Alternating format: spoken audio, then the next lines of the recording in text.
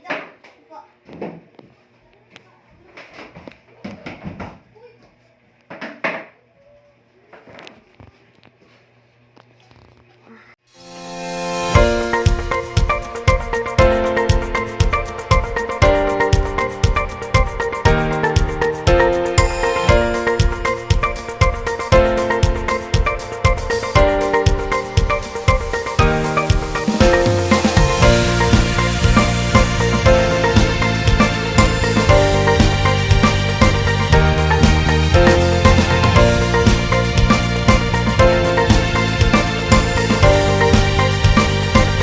Morning, everybody.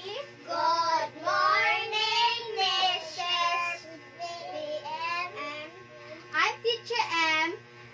Okay, you introduce first. Okay. Hi, my name is Mia.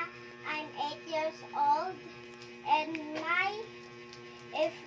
if I am an adult, I want to be a teacher. You next. Come up here. Good morning, classmates. Good morning, teacher. I'm Atasha. My name is Atasha, and my age is 8 years old. My dream is